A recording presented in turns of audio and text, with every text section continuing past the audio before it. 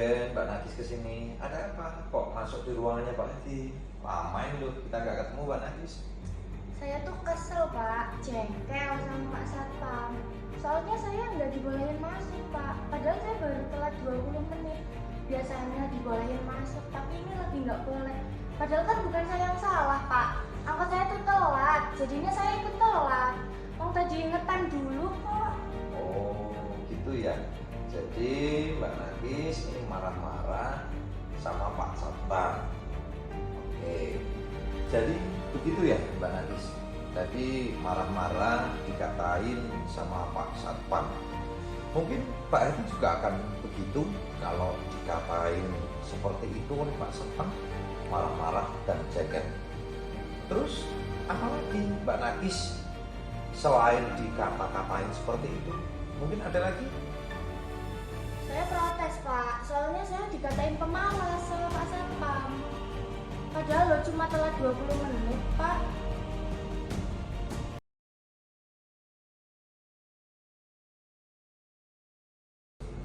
Jadi begitu ya Mbak Nagis. Kamu protes sama Pak Satpam karena dikatain pemalas karena terlambatnya tadi. Terus Mbak Nagis melakukan itu kan pasti karena ada alasan, betul kan? Ya iyalah Pak, saya punya alasan. Orang saya bukan pemalas kok, saya kan nggak terima kalau dibilang pemalas. Ya wajarlah Mbak Nagis memprotes Pak Satpam karena Mbak Nagis merasa penting, karena punya alasan, marah karena dianggap sebagai pemalas. Untung saja Mbak Nagis hanya protes keras, mungkin bahkan bisa lebih dari itu. Begitu kan Mbak Nagis? Ya Pak, untung saya masih sabar, cuma pakai kata-kata doang saya protesnya. Ih, saya jengkel sama Pak Satpam. Soalnya udah nggak dibolehin masuk, masih dikata-katain. Ya, memang harus begitu. Mbak Nagis tetap memilih bertahan dan bersabar. Mbak Nagis tidak melakukan yang lebih parah lagi kan? Iya Pak.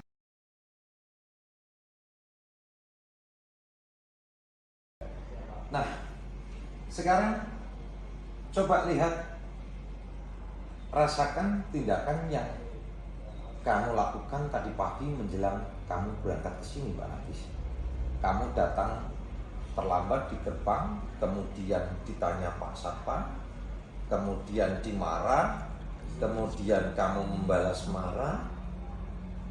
Kira-kira itu apakah sesuai dengan keyakinan kelas kita atau bahkan keyakinan sekolah kita Mbak Nagis? Ya enggak lah Pak, saya tuh cuma kesel aja dikatain pemalas.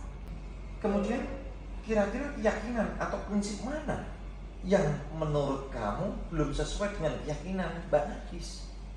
Saya sebenarnya sangat menghargai orang Pak, cuman tadi kayaknya kebawa emosi aja, makanya saya nggak bisa menunjukkan sikap itu. Saya kan kesel Pak dikatakan sebagai pemalas.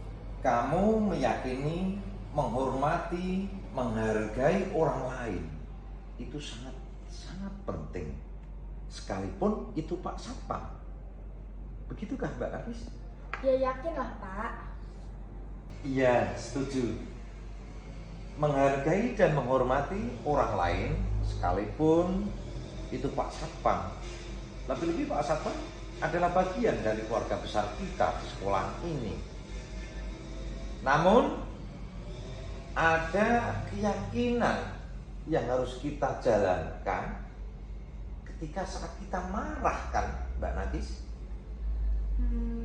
Saya jadi lebih bisa proaktif, memulai dari diri sendiri. Terus saya harusnya berpikir dulu sebelum bertindak Pak.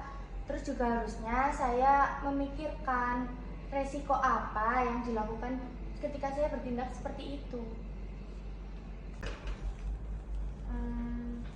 Saya lebih bisa proaktif, memulai dari diri sendiri, lebih bersabar. Terus juga saya harusnya berpikir dulu Pak sebelum bertindak, memikirkan resiko apa yang akan timbul ketika saya bertindak seperti itu. Kira-kira Mbak Nagis Kamu bersedia tidak untuk memperbaiki masalah ini? Bersedia, Pak.